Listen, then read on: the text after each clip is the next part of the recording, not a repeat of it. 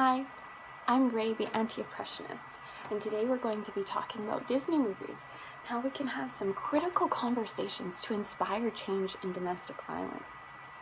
Firstly, I want to let you know that I love Disney movies, but I also must acknowledge that Disney movies are the first place that I got this message that abuse is not only okay, but it is desirable. There are so many messages about this in Disney movies. It is very pervasive. So I had to sift through to choose which ones I'm going to share with you today. I chose to focus on 3 that I think will be a little bit easier to recognize. Firstly, The Little Mermaid.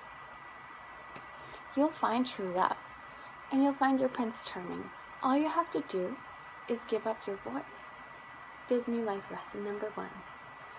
For the sake of love, it is better to be voiceless. Silent. When I broke this rule, I had a fist pushed up under my chin, and I was told to shut the fuck up or my teeth would be in the wall. The message that we send by this is inherently contradictory because love will not ask you to give up your voice. Love will love your voice, even when it disagrees with you. So we will teach our sons and our daughters that their voices are sacred, and under no circumstances should they be asked to sacrifice that. Secondly, Snow White and Sleeping Beauty. These are both romantic love stories.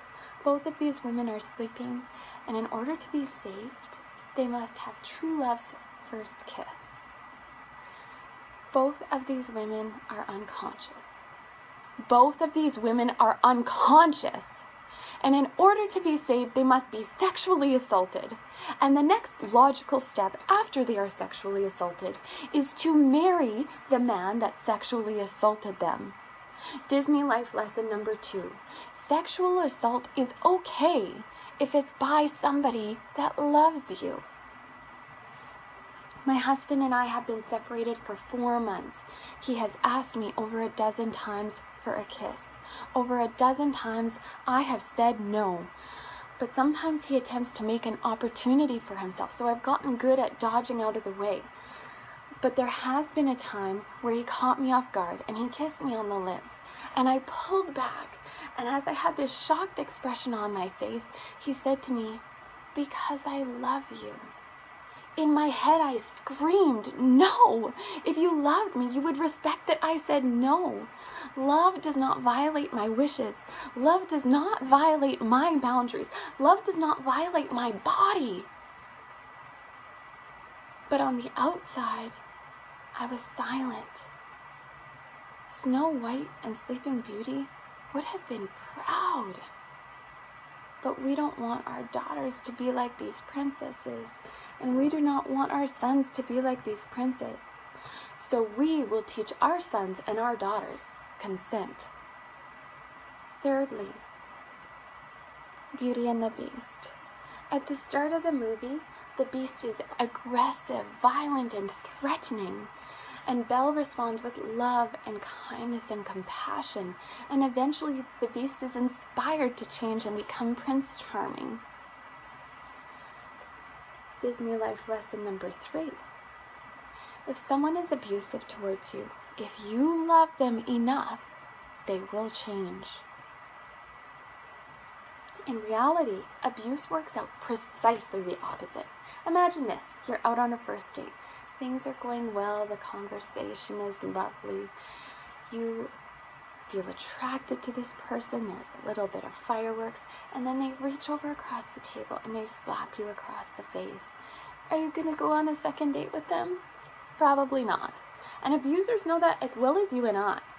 So abusers actually start out as Prince Charming, wonderful. And as the relationship progresses, the abuse escalates.